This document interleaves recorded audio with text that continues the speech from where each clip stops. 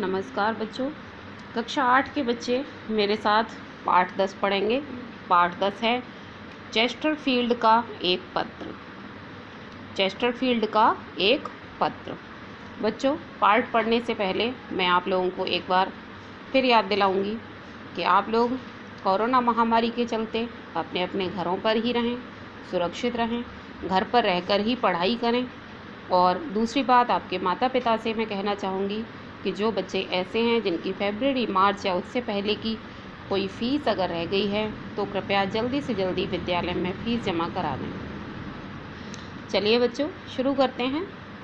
पाठ 10 चेस्टरफील्ड का एक पत्र। लॉर्ड चेस्टरफील्ड इंग्लैंड के एक वाकपटु राजनेता हैं। वाकपटु मानी जो बातों में चतुर हैं। कहाँ के नेता हैं ये? इंग्लैंड के। अपने पुत्र को लिखे गए पत्रों के लिए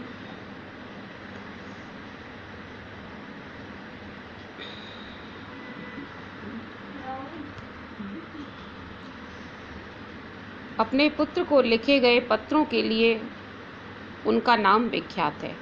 उनका नाम किस लिए विख्यात हो गया? क्योंकि उन्होंने जितने भी पत्र अपने पुत्र के लिए लिखे हैं वो पत्र कुछ ऐसे हैं जो एक सीख देते हैं, एक मैसेज देते हैं। ये पत्र सन 1774 ईस्वी में 1774 में प्रकाशित हुए थे। पाठ में दिए गए पत्र में उन्होंने पुत्र को धन के सदुपयोग और मितव्ययता की सीख दी है।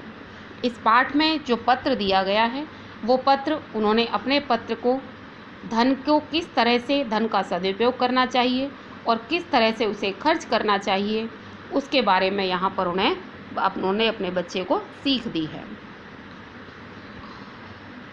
चेस्टरफील्ड लिखते हैं, प्रिय पुत्र शुभाशीष। शुभाशीष मीन्स शुभ आशीर्वाद। इधर मैंने तुम्हें कई विषयों पर पत्र लिखे। उद्देश्य यही था कि पढ़ लिखकर बड़े होने पर तुम जीवन का सामना विश्वास के साथ करो। वे कहते हैं कि पुत्र, मैंने तुम्हें कई पत्र लिखे हैं और उन सब पत्रों का उद्देश्य यही था कि तुम पढ़ो और अपने जीवन में पढ़ लिखकर एक अच्छे आदमी बनो और विश्वास के साथ जियो। आज इस पत्र में मैं जो एक दूसरी बात समझाने जा रहा हूँ वह है पैसे खर्च करने का सही तरीका। वो कहते हैं कि आज जो पत्र मैं लिख रहा हूँ उस पत्र को थोड़ा सा वो पत्र मैंने अलग लिखा है, क्योंकि उस पत्र में पैसे को हमें कैसे खर्च करना चाहिए इसके बारे में मैं तुम्हें बता रहा हूँ। अब जल्दी ही तुम उस उम्र में पहुँचने वाले हो जब तुम्हारे हाथ में जेब खर्च या तुम्हारी दूसरी ज़रूरतों का पूरा करने के लिए पैसे होंगे। अर्थात अब तुम बड़े हो गए हो और अब तुम्हें जेब खर्च भी मिलने लगेगा और जेब खर्च के अलावा जो तुम्हारी अपनी ज़रूरतें हैं उनके लिए भी तुम्हें पैसा दिया जाएगा। तो तुम्हें पैसा कैसे खर्च करना है उसके बारे में तुम्हें कुछ समझ लेना है।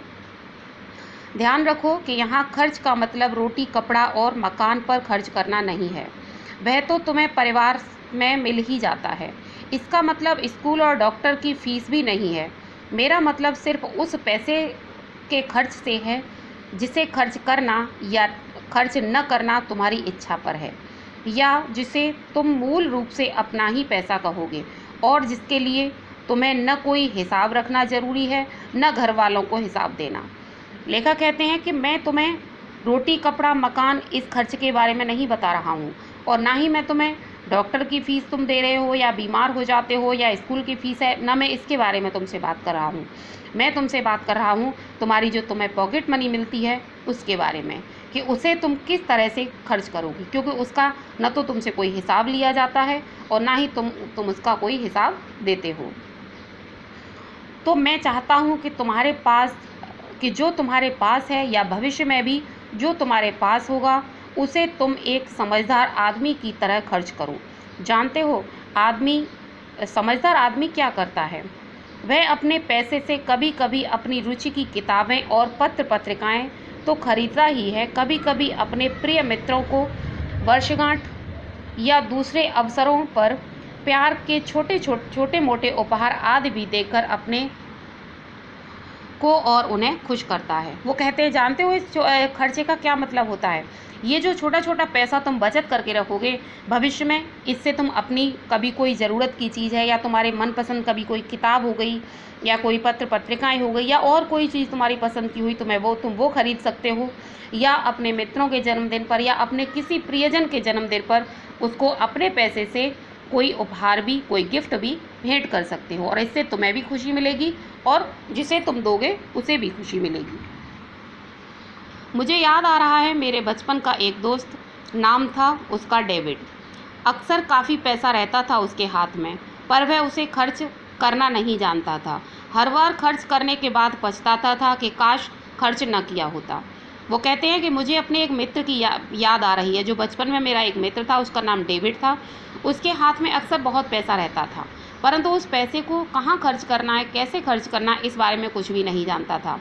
बस खर्च कर देता था, फिर बाद में वो पछताता था कि काश मैं इस पैसे को खर्च न करता।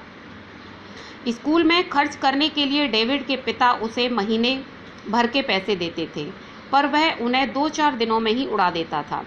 खिलौने की दुकान में घुसता और लौटता तो उसके हाथ में खिलौने ही खिलौने होते। बहुत से खिलौने शौकिया खरीदे हुए, सिर्फ सुंदरता के लिए, बिना किसी काम के। बहुत से ऐसे खिलौने भी जो कभी उसने खेले ही नहीं। एक ही किस्म की गेंद या 4 रंगों, यदि 4 रंगों में है तो सब के सब एक एक। खेलना तो एक से ही होता है, पर उसे सिर्फ इकट्ठा करने का शौक। नतीजा हर बार वही होता था, समय से बहुत पहले ही हाथ खाली कर उधार का सिलसिला। लेखक कहते हैं कि जो उनका मित्र था वो अक्सर उसके पिता उसे स्कूल खर्च दिया करते थे और वह उस स्कूल खर्च को ऐसे ही उड़ा दिया करता था। अगर किसी खिलौने की दुकान में घुस गया तो शौकिया बहुत से खिलौने खरीद लिए। बहुत से खिलौने तो उसके पास ऐसे भी थे जो उसके बिना किसी काम के थे, उसने कभी उनसे खेला भी नहीं और ऐसे ही पड़े रहे। अगर उसे एक ही गेंद कई रंगों में दिखाई देती तो सबकी सब एक एक रंग की गेंद खरीद कर ले आता था, जबकि उसे खेलना एक ही गेंद से था, फिर भी उन्हें इकट्ठा करता था। और नतीजा क्या होता था कि उसका सारा धन खर्च हो जाता था और फिर वह उधार मांगने का सिलसिला शुरू कर देता था।